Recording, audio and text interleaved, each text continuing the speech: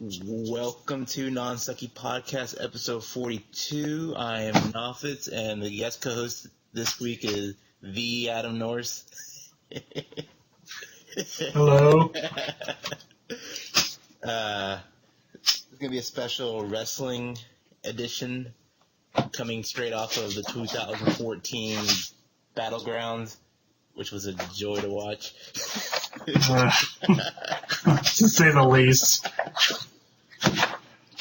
First off, going to run through each match and get your critique. It opened up with the WWE Tag Team Championship, 2 out of 3 falls, Wyatt and the Usos, which gave it a promising start. Yeah. It was like, we're actually going to see something that's surprising. We're going to get a good pay-per-view out of this, the lower-end pay-per-views. Well, boy, were we wrong. The only issue with it was the match was kind of uneven because they had a quick first fall with the Wyatts taking the first win. They had kind of a quick second fall with the Usos taking that win. And then the match actually got underway with that third portion of the match. It might as well not have been a 2 out of 3 falls. They should have just made it a.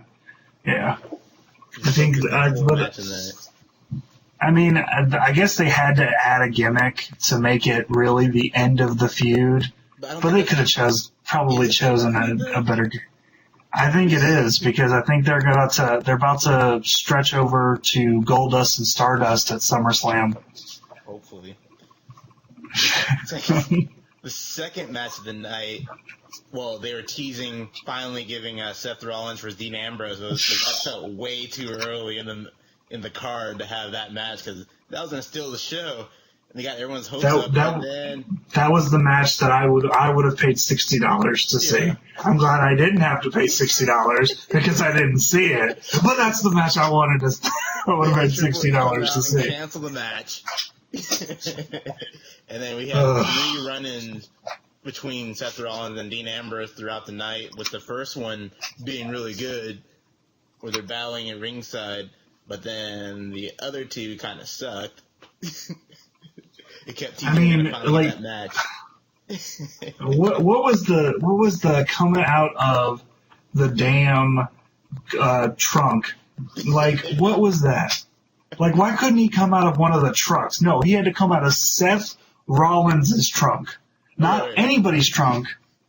So we jump back to the first match of the tag team. Out of 5 stars, what would you give it? 5 being one of the greatest matches you ever seen. 1 being you want your money back. 3 being average. I would give it if it was a level of stars, it was a 3.5 star match. It was above average, but it wasn't anywhere near close to the best match I've ever seen. Yeah, I'll give it 3.5. Now, the Dean Ambrose, Seth Rollins storyline in the middle of a pay-per-view. How do you put it? Sunday Night Raw? I mean, that's exactly what it felt like. It was watching. Second match of the night was the WWE Divas Championship, Paige versus AJ Lee. That was pretty sloppy. Yeah, they gave them more time than they had given them the previous 2 matches, which was to be expected because it was finally the match. But they knew that it wasn't the end of the feud, so they pretty much were like, "Here's a tease of what this could possibly be," but they still need to develop their in-ring chemistry because the other matches have just been 2 seconds and title change. So what would you score that match? I'd give that one a 2.5.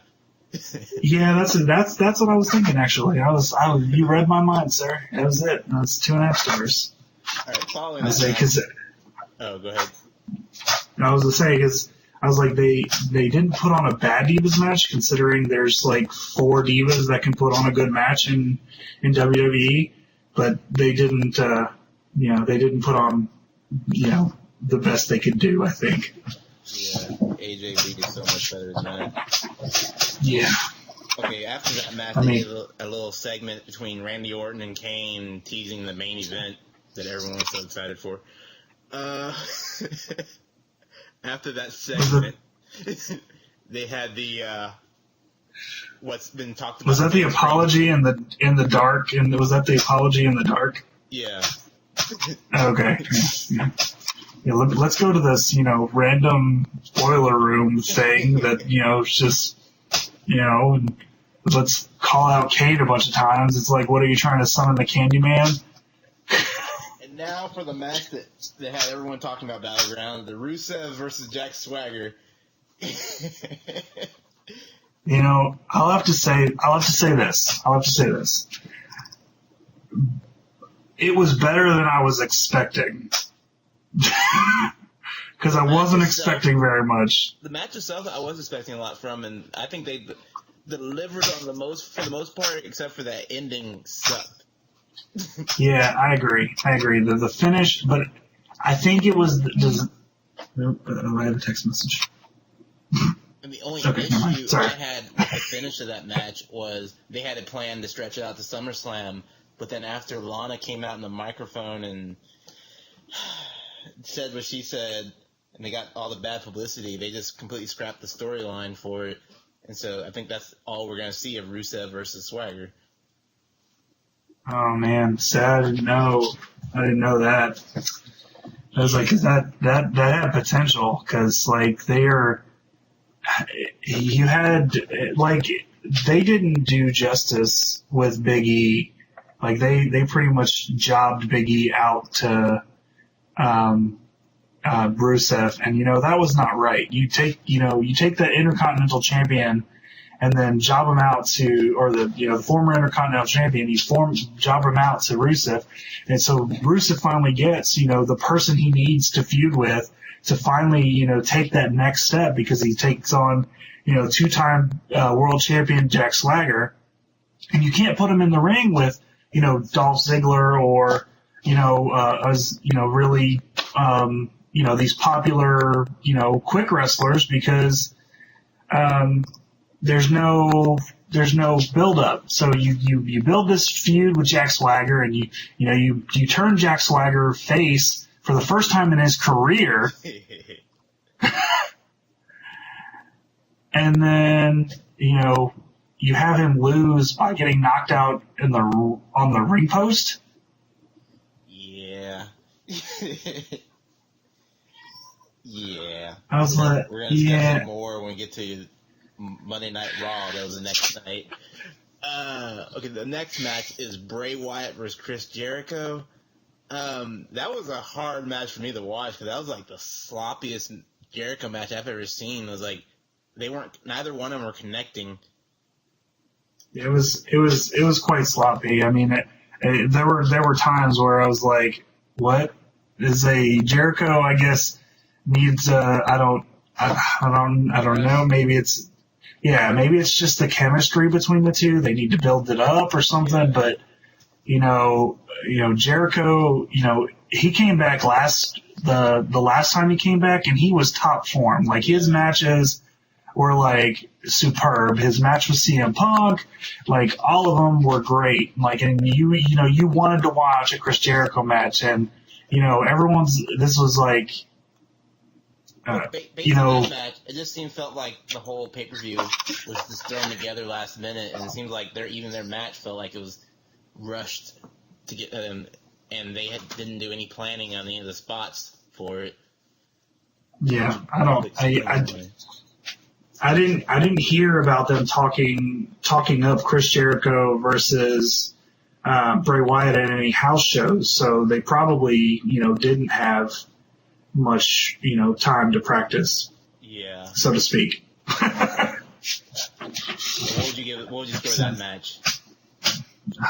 It's hard, because I'm so partial to Chris Jericho matches. Like, I love watching the in-ring performance of Chris Jericho, and if I'm ranking it like that, would be like a 4.5. I'd give this one a 3. I don't know that I would give it a. Yeah, I would more aim towards 2.5 in my, because like I'm so high on Jericho. Like if I buy your merchandise, that means I'm high on you. So better than 2.5. I mean, the match itself was like if you were a fan of Chris Jericho and you're just watching it as a match, that was a good 3. It was definitely better than that Divas match. It was better than Rusev versus Swagger. Well, hold on a second. Just so we're clear, you gotta take the rankings here. You gotta take men's matches and Divas matches. You need to separate them because 5-star Divas match. Because I've seen Divas matches that are better than like the what was it, Natalia versus Charlotte. That Charlotte, yeah, was a 4.5 match. Got or men's. Well, yeah, but what I'm saying is that you got to look at the echelon of talent. You know, you don't see many 4.5 or higher end Divas matches. So when you look at one that is better, you're not exactly comparing it the same, or at least I don't compare it the same as if I was watching a man's match, and not because of the fact that it's different. But it's the fact that doesn't mean they can't put on just as entertaining match. I mean, if you look at the attitude I agree. Divas, whenever WWE finally puts that up on the network, like they promised they were going to do. Well, that's not.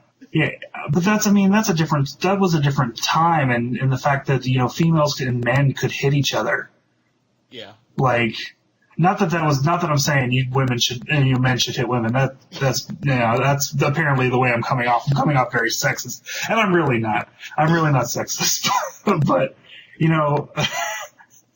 like as a match itself, as a viewer, I'm saying they're wrestled differently. That's all I'm saying. Even though they're wrestled differently, the entertainment, they can still entertain just as much as either sex. Like, that doesn't mean they can try less and get a better match out of it. I mean, I hold them both to the same standard. How many like nowadays, just for shits, just for curiosity's sake, how many women jump off the top rope nowadays? Like, I don't think since I've started WWE, maybe only like 3 or 4. Because I mean, Lita did it every other frickin' week in the Attitude Era. Like, she was jumping left and right, and everyone's like, "Oh, Lita's my mentor or whatever," and not a single one of them's trying to do a moonsault off a damn top rope. None of them. In TNA, they are. Well, they were. Yeah. I haven't seen it in forever, so I don't know if they still are. But let's skip ahead to the Intercontinental Championship Battle Royale. Battle Royal was pretty good, except for that ending. It was so good. It was really good. It was really so good. I loved the Battle Royal, even though my boy at the end got pushed over the top rope. Even though my boy Dolph Ziggler didn't come out top, that Battle Royal was superb. And I'll tell you what, there was not a point in that match that was more exciting than the minute or the second that Dolph Ziggler kicked Sheamus out of that fucking freaking ring. Sorry. A lot of the dirt sheets were talking about, and people noticed in the middle of that match when they mentioned when the cameraman accidentally showed Miz too early, so you can see him laying outside, and everyone had already guessed they're going to recycle the same thing they do with the Miz when he's in Battle Royals every time, of having him sit outside and then run in and get the win. And exactly I don't understand. See, it doesn't, for WWE's sake, I don't think they should ever do stuff like that because of the fact that why does it not happen every Battle Royal? Why isn't there that one smart person that's seen it happen 30,000 times and is like, oh, you know what? I'm just going to roll out from below the bottom rope and then just chill while everyone else eliminates everybody like dumb. And don't make it over the top. Just if you're knocked out of the ring, period, you're out. I would agree to some of that extent. I think as long as you are knocked out of the ring in some way, form, or fashion, and both of your feet touch the ground, if both of your feet, that should be the only stipulation. Exactly. Because I mean, you gotta leave Kingston. You gotta leave Kingston his big spots because he is the Battle Royal master. Mr. Battle Royale. Yeah, it's true. It's true. And Cesaro gaining that title as well. And then the final. Okay, what would you grade the Battle Royal? If I was grading it, I would say it was a 4, at least. I don't know that it's more than that, but it's definitely a 4. Yeah, especially it hovers somewhere between 3.5 and I'd give it a 4. It was pretty good. Because I mean, even like it was slow at first, which is always good in a battle royal. Which you don't want people flying off the ring in the first minute or two. You had Heath Slater, for God's sakes, is one of the top 6 people. Heath Slater. Like, I don't know what I was like. He's the 1-man, 3-man band now. That's true. He's the he eliminated somebody big, didn't he? I can't remember. He eliminated somebody. He eliminated somebody that was like, what? Somebody was getting a big push. I don't remember who. Like I thought Heath Slater was actually like in the process of moving his way up. But I say it looks like Ziggler is though. I know it always they always tease a Ziggler push, but it really feels like Ziggler's getting pushed right now. Well, they said originally Ziggler was scheduled to win that match and become the Intercontinental Champion, but then it was like a couple of days before the event they rewrote it for The Miz because of all the promotional work you can do. The promotions for that Marine 4, and so they figured they'd slap the belt on him to help promote WWE. Yeah. Well, I mean, him and they were supposed to start from what I was reading. They were supposed to start a Miz and Sheamus feud. Yeah, I was going to start there, but they are starting. But it doesn't say as of SmackDown. Spoiler alert. It's still Ziggler and Miz that are feuding right now. If nothing else, it'll probably be like a triple threat title unification match because they're supposed to unify the U.S. and the Intercontinental Champion at SummerSlam. Because like Miz was saying, maybe they better not, but if they better not start a feud between Bo Dallas and Dolph Ziggler, because that just won't do anything. That could actually be a pretty good match. I mean, Bo Dallas is a good wrestler. I'm not saying it won't be a good match. It will be a good match. It will be a great match. But I'm saying it's not having Ziggler, lose to Bo Dallas is not. It won't. It's not going to give It's not going to be beneficial to Bo Dallas to beat Ziggler. Yeah. That's what I'm saying. The Bo Dallas needs to go against somebody like a Jack Swagger or Alberto Del Rio. Well, they're heel. That would be a heel versus heel. But somebody like Chris Jericho or somebody who's an upper echelon. They need it like what they're doing with like Roman Reigns or Bray Wyatt. The types of things they're doing. Like along those lines, beating Ziggler isn't going to give him any push or anything like that. It's just he's going to beat the guy that everyone else beats. Oh crap! I just realized. I wonder if when you talk, if it's coming through my microphone. My bad. All right, and then the final match of the night is the WWE World Heavyweight Championship Fatal 4-Way: Kane versus Randy Orton versus Roman Reigns versus John Cena. For a Fatal 4-Way, it was good. As good as it was a good match. I would people involved. Yeah, I mean, the thing is, what really killed the pay-per-view ultimately for me was the fact that they removed the best match of the night, and they leaked so much information about John Cena versus Brock Lesnar at SummerSlam that it just wasn't entertaining. The match was great. The match was good, and that I already knew who was going to win. But I mean, if I had to rank it, I'd say it was between 3 and 3.5 match for the people who were involved because there were good spots. I didn't see anything negative that I would judge other than the fact that John Cena won. Yeah. That's it. Ending, well, again, the dirt sheets we're talking about, yeah, they've used that same ending for Fatal 4-Way for John Cena for 3 times now. Of him, like, attitude adjusting one on top of the other and then getting that quick pin. But they did a good job of, like, going into it, I did not think John Cena was going to win it. I actually thought it was a possibility they might actually have Roman Reigns or Orton winning that.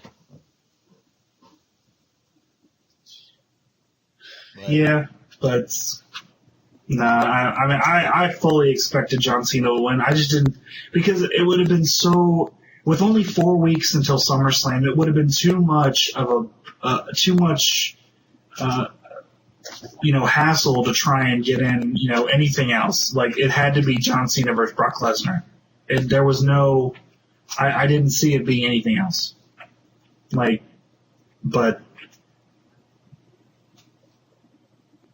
I'll say this, for a match that I knew who was going to win, they did put me in a spot at one point where I thought Roman Reigns could have won that match. Yeah. Like, that was the only time that I possibly... It, but really did think, Yes. It really did feel like they were about to go that route. Well, yeah, that's really what they... I think that's what they should have done regardless. Even if it is too early, they need more top-tier faces. And regardless of whether it would have been too early, it's a sink-and-swim moment for Roman Reigns. So it's like, get in there, do what you can do, and if you can't figure it out, then, in the Attitude Era, you didn't have, warm-up periods. What happened when Mankind became world champion for the first time? Because they got spoiled. Exactly. No one ever. How would you rate the overall pay-per-view? We already spent almost 30 minutes on the Battlegrounds. Should get the Raw. I would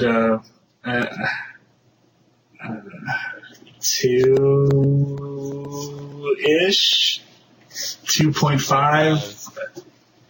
Yeah, 2. That is really sad. And there were, I'll tell you what, there are some people that ranked it higher than that. And they were looking, like, I was reading up on some grades, and Bleacher Report graded it at a B overall show. And I'm like, you are absolutely out of your mind if you think that was a B show. Now, comments I kept reading everywhere, people were pissed, and they were saying they would have been even more upset if they had spent $60 on that, and they're glad they had spent only $10, because that was a $10 worthy show. It was Sunday Night Raw, like you were saying earlier. Yeah, I'll tell you this. I'll tell you this right now. Hands down, if I had to choose if that was worth my $10, that was not worth my $10. Yeah. But had they just had the Seth Rollins versus Dean Ambrose match, like, that would have changed everything. Like, that was what. Well, they said they decided last minute that's a SummerSlam worthy match rather than a B level pay-per-view match. But the thing with pay-per-views, they should all be A-level. Otherwise, what's the point of having the pay-per-view? Exactly. They should do just like what frickin' TNA does. Have their big four, and just have the other two do them on the WWE network. They don't need to have pay-per-views anymore or whatever, or do them on, Sunday night and show them on USA. USA would pay for that shit. I mean, they're talking about me. I don't know if I'm supposed to curse. I'm sorry.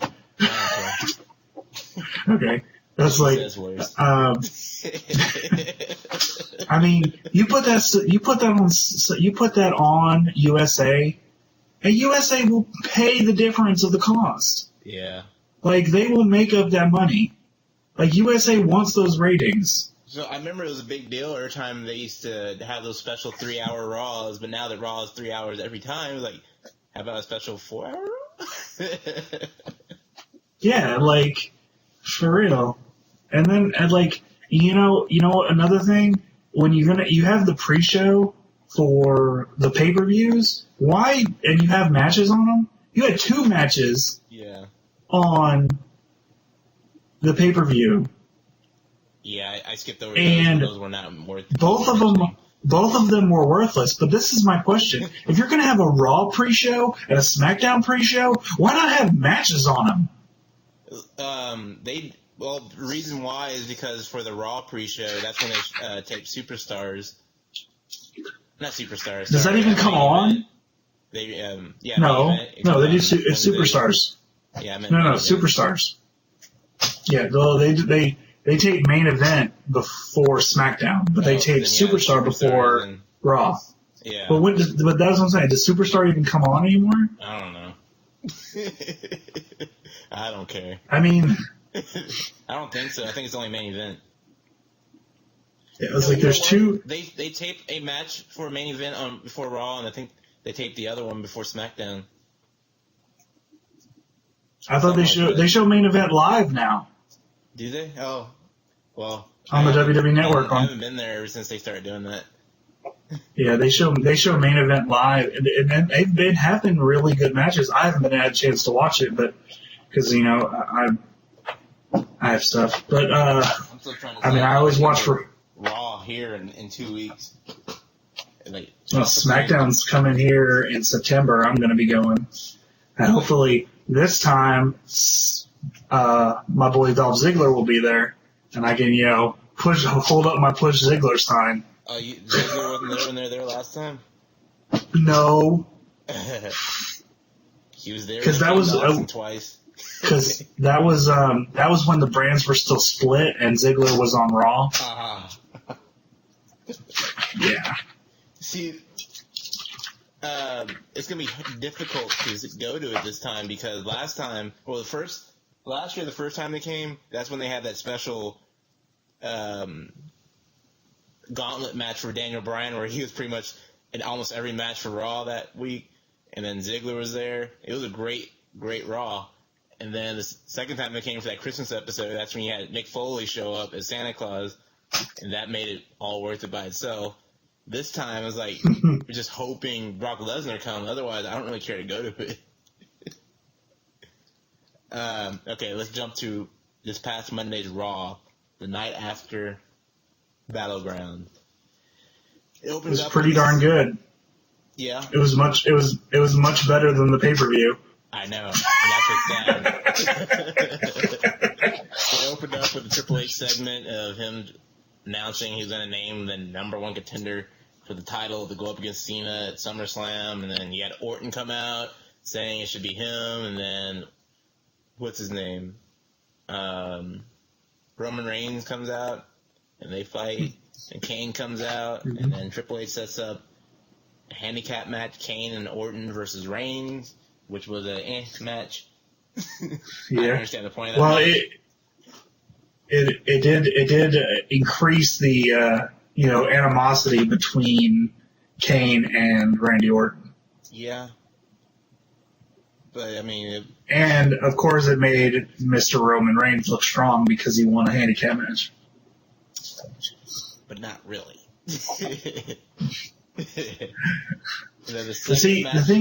The problem right now is Randy Orton is not a threat. When he took Big Show out back in the pay-per-view after the Hell in the Cell, what was that? Some Survivor Series. Mm-hmm. Yeah, when he took out Big Show with the punt kick, I thought we were going to get the Randy Orton of old, the Apex Predator, the one that. Yeah, the one, and then what happened? He just became this, the whiny puss bitch, so to speak. Yeah, I don't like that. Yeah, and what happens? He turns around and beats John Cena in a TLC match, and you're like, who's this guy that just beat John Cena in a TLC match when he couldn't even, beat Daniel Bryan by himself. Like, it's just, Randy Orton has no credibility right now. Yeah. Until they fix the character that lost to Kofi Kingston.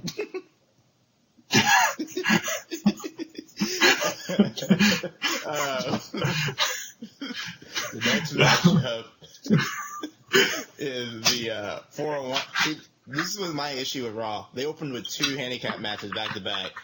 You had the 2-on-1 of Kane and Orton versus Roman Reigns, and you follow that up with the 4-on-1 handicap match of Cameron, Alicia Fox, Eva Marie, and Rosa Mendez versus Nikki Bella, which there was not a point because all it took was 1 or 2 body slams, and then she got pinned and it was over. Well, it was more about the Brie and Nikki, the Brie and Stephanie segment than it was about whatever happened in the ring. And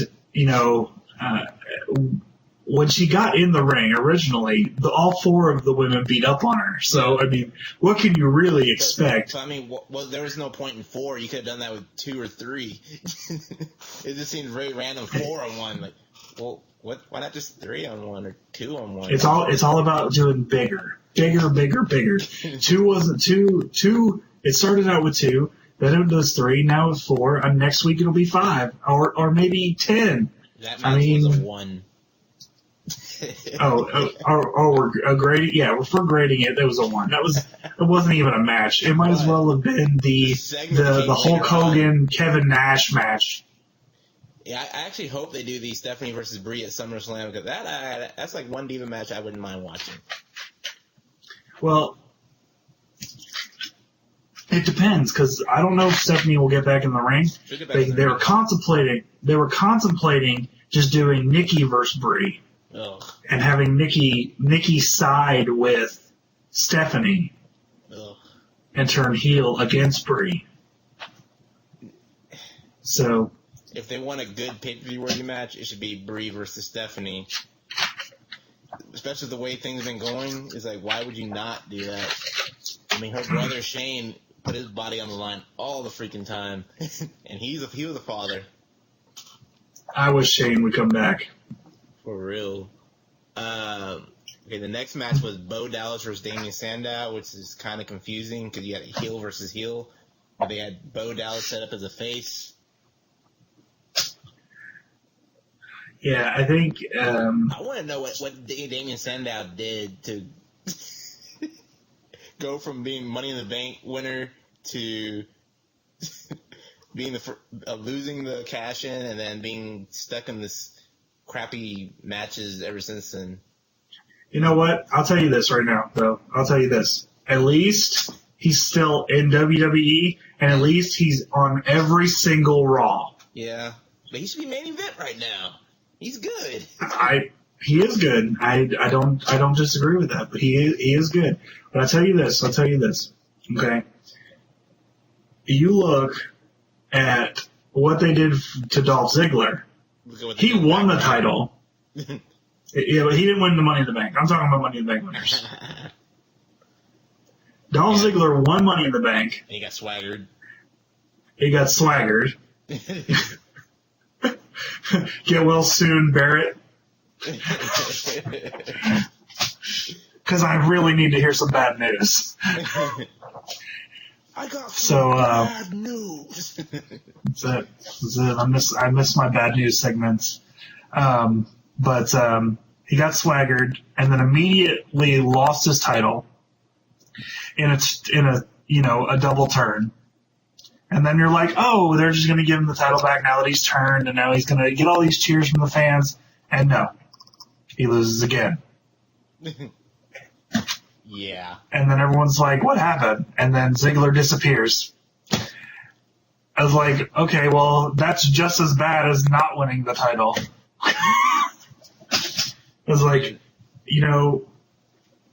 I think that Damien Sandow is going to be like Cesaro is right now. He's just biding his time, just waiting in the water. Except they're really too old, and then they're going to feel like, well, there's a newer, younger superstar we can give the push to and over them. But We got to skip ahead. They advertised the Jericho highlight reel with the Wyatts, which everyone knew was not going to happen. And then on the WWE app, they had him get jumped by the Wyatt family, and so that segment doesn't happen. Then they jump over to The Miz versus Dolph Ziggler.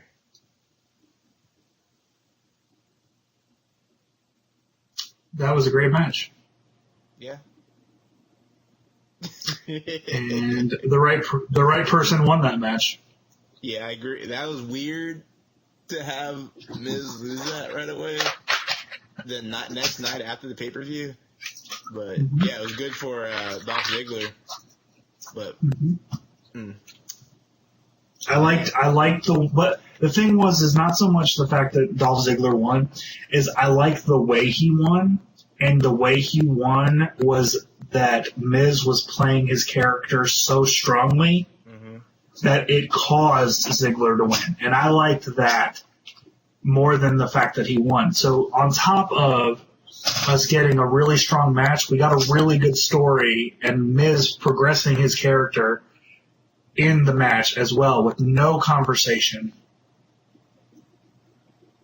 So that in itself made more of the match than it just being a mid-card match on Raw. So, like, if I had to rank it, it'd be like a 3.5 because it wasn't like outstanding. Yeah. But it was a good match on Raw. Yeah, it was solid and for we don't get a whole lot of those. But I would blame that on the Miz. After that match was it's not a 5 because it's not Dean Ambrose or Seth Rollins versus Dolph Ziggler. After that, they had a Triple H segment, a backstage Triple H segment with Seth Rollins telling him to cash in, and he was whining why he couldn't because of Dean Ambrose. And then that's when they set up Cesaro versus Ambrose for later on in that night, which got everyone excited because they're both really great wrestlers. Sorry, superstars. And following that segment, which everyone was already amped for, all of a sudden they throw another Divas match in. Paige and AJ Lee versus Natalya and Emma. That whole match was set up just to do the big Paige heel turn, which, to be honest, it was kind of confusing. Like, wasn't she already a heel? Yeah, I think it was more of a like they were soft turning her. Like she was already, and I think heel Monday night AJ came back, and then she was already heel when AJ made her return. And so it was like, what? No, not really. No. She was not a heel. She didn't start soft turning until the night AJ came back. Like she soft turned on the crowd on Monday Night Raw when AJ came back. She soft turned. She's like, "This is my house. Like everyone else, they don't matter anymore." Like she was soft turning right there. And then AJ came back and heel every week, even like when they had her in the middle of that Funkadactyls feud. I still viewed her as a heel. That's why I was surprised. Like, isn't she already a heel? Because she never. Nah, I don't think she. I think she. Maybe it was just that I was missing something, but she was definitely coming off as a face for a while. She was a face when she beat AJ Lee and then she took the title and started beating. Because she beat. Who did she beat? She beat Alicia Fox, which was a heel. Naomi. Cameron. Well, Naomi was a face, but that was more, they remember because Paige was like, that's going to be my toughest test. That's going to be my toughest test, talking about Naomi, because they were both faces, and that's what faces do. They talk each other up. And so, once AJ came back and, Paige was like, this is my house, that's when she started soft turning. And then Monday night was when she hard turned. And that's when she started beating on AJ for no reason. That was her hard turn. The next match after that one is Fandango versus Zack Ryder, which was exciting because it was like Zack Ryder's first time being on Raw in like forever. I'll tell you what, man. On Twitter blew up. Twitter blew up. He's like, with Zack Ryder in a match, but he receives the win. Yeah, like that. I do want to say this.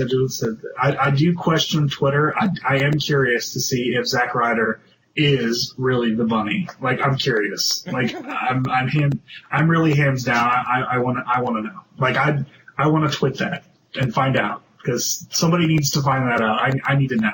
The only weird thing with the Fandango thing is they already had him feuding with Dolph Ziggler and having the girls team up with Ziggler, and then all of a sudden it was Adam Rose, and then it was match, and they throw Zack Ryder in there. Well, right now they're just playing hot potato with mid-carders. They're like, ooh. Yeah, actually, you're better than we thought. Let's move you over here. Like, after that was the horrible segment that they should have just thrown on Battlegrounds with Flow Rider coming out and doing his little. Does he sing the same songs over and over again every time he's on WWE? I could have sworn he did the exact same set when he introduced The Rock at WrestleMania. I wasn't. Say I didn't. That was what WrestleMania 28, right? So yeah. Yeah, I didn't watch that one. I mean, they were in Miami and the crowd was not behind him. It's like he should have just done that one song and been done with it, but he kept going and going and going. Like, what are they trying to do? They're trying to fill time. It was just trying to fill time. The only thing to save that was Stephanie getting arrested. Yeah, that was pretty great. Yeah. Family comes first, but they do have to book her. That was funny. That was funny. That's going to take time, right? That's going to take time. Just have the car ready. Have the car ready. After that segment was the Rybaxel versus Kofi Kingston and Big E. Now, hello, Nation of Domination. Yeah, I love that. Like, finally, people have been talking about racism in WWE forever. It's like, it's perfect time to do the Nation of Domination. I don't know about having what's his name? Xavier Woods as your Al Sharpton. Yeah, that was weird, but it was very, very weird. You know what? I can't get over the fact over Big E. Just shoot for past that stupid creature thing that Big E doing.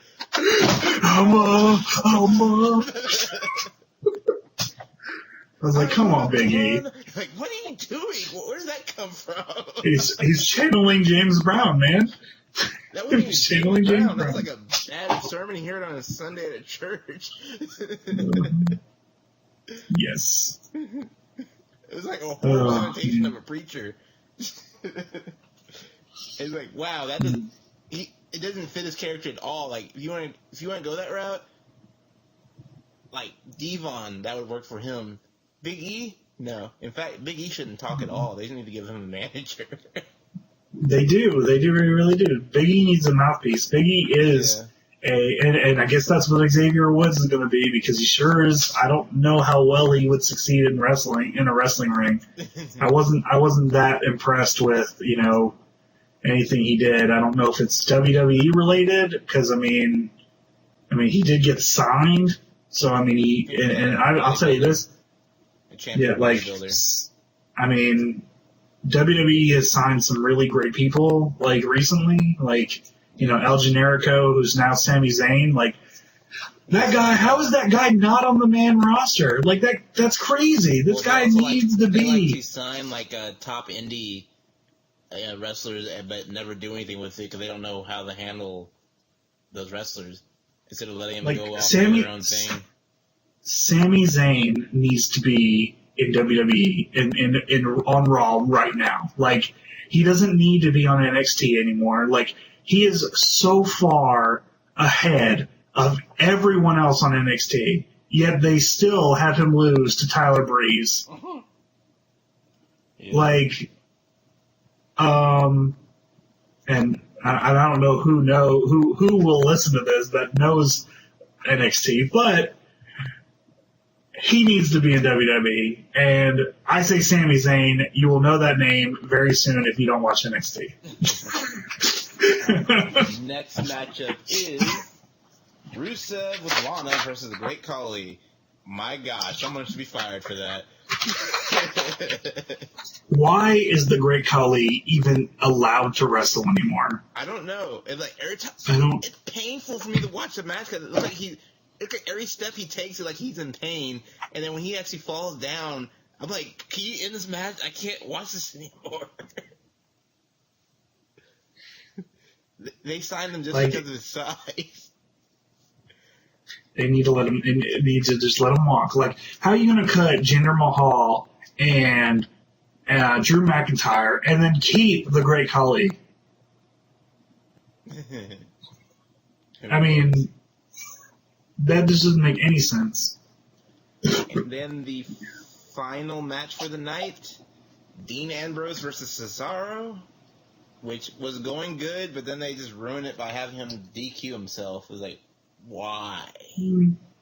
Talking about, well, I didn't hate that. I think Dean Ambrose getting the DQ, it makes them both look strong. It makes them both look strong, but it also takes Dean Ambrose to another level on the page of aggressiveness. I mean, he has a hardcore background, so if nothing else, they should reintroduce the hardcore title just for him. Like, it pushes, for real. Like, it pushes, it makes Dean Ambrose look like he can take on the world. And he can't, because he just got, he got owned the other night or whatever by, Seth Rollins, and Kane and Randy Orton. So, he has to come back looking strong on the following Raw.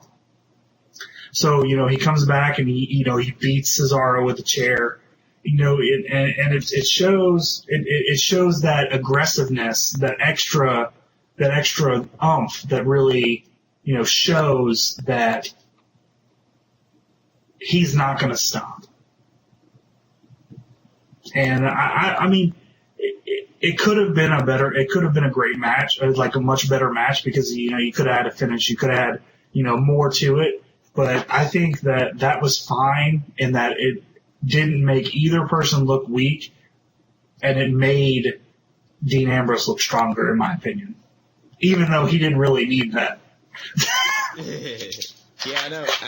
I'm kind of worried because, like, when they first made the Shield, it was made to, push Dean Ambrose, and they used him to be the mouthpiece for the group because, I mean, he was really good.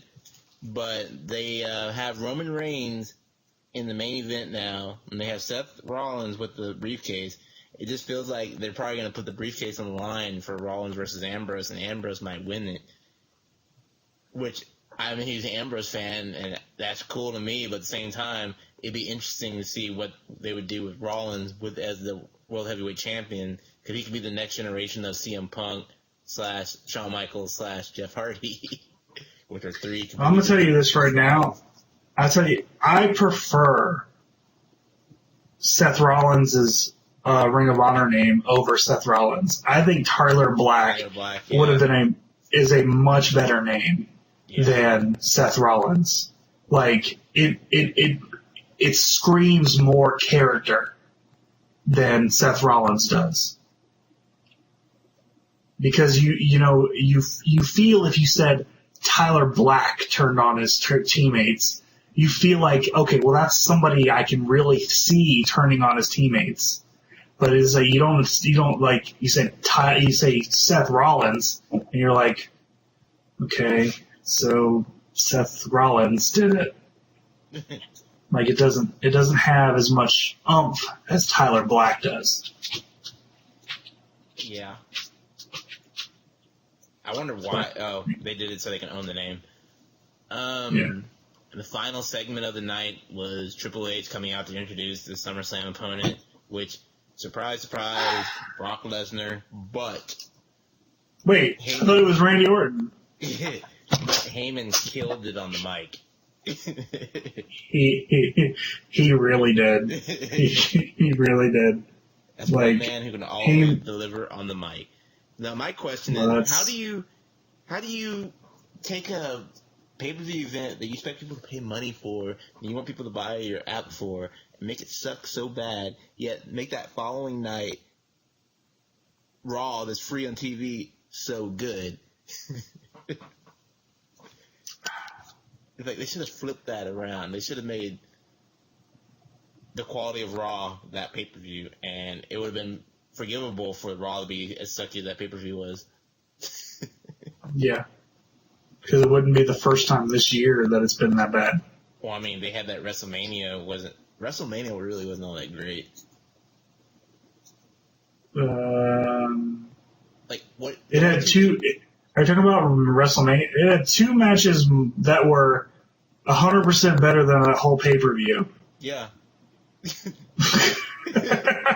I mean, when I think of this year's WrestleMania, I only think about three things: that opening segment with like the icons in the ring, the Lesnar versus Undertaker, and then the Daniel Bryan matches. I couldn't tell you any other match that was on that card. Right offhand, I can't either. I remember there was Daniel Bryan versus Triple H. John Cena versus Bray Wyatt was on there. Oh, that's right. And there's a reason why we don't remember that one. But yeah, for your big 30th anniversary, way to drop the ball. I mean, SummerSlam is do or die for the WWE Network. SummerSlam has to kill it. Because I think years right after SummerSlam, that's when a lot of people's 6 months are up.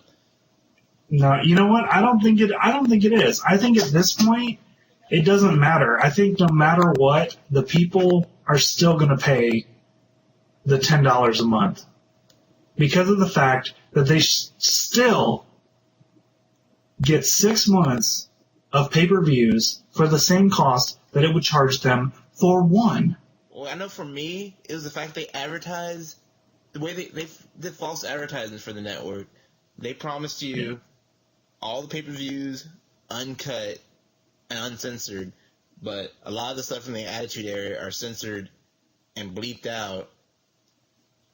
They promised you could go back and watch any era you want, including the Attitude Era, and they kept promoting the Attitude Era like crazy.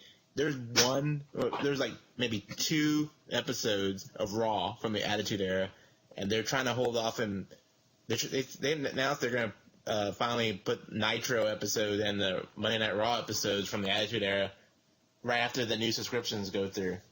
So right around Night of Champions, and like you were advertising that to begin with. Why would you not put it up there before that 6 month expires? I don't know. They're nuts, in my opinion, in that sense. It's like the people, like I don't know why they say that 1 million subscribers is a break-even point. Like why is that? Like at this point, how much does it cost? You spend tons of money in research and development. You finally got it together. How much money does it really cost to sustain that? Does it really cost $7 million a month? $7 million a month? I mean, that's what they're getting, $100 million, $120 million if they get a million subscribers a year. And that's if they subscribe for a year. Like, that's, like, what is it, like, where does the cost of sustaining and the cost of breaking even a difference? Because I promise you, if somebody gave me $7 million a month, I could do a whole lot more than what they're doing with the WWE Network. Yeah. I mean, I've gone back and started watching like the very first episodes of Raw, but then I stopped when I saw like there's big gaps in between episodes. Like, I'll wait until you have all of them like you promised. I mean, it sucks like when you find some really good ones like some of the Attitude Era. Man, tired. Take 3. The Attitude Era episodes, and then like it ends on a cliffhanger, and you gotta wait several months so you can see the next episode.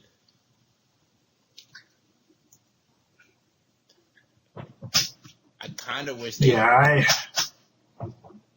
kind of wish they did. Good. Have you ever read the Marvel Universe app? Not No. Marvel Universe, sorry. Marvel Unlimited app. It's like where you pay. It's like the Netflix for Marvel comics. You pay $10 a month, and then you get like 13,000 comics for free to read, and then you can read storylines and stuff. Well, I haven't done.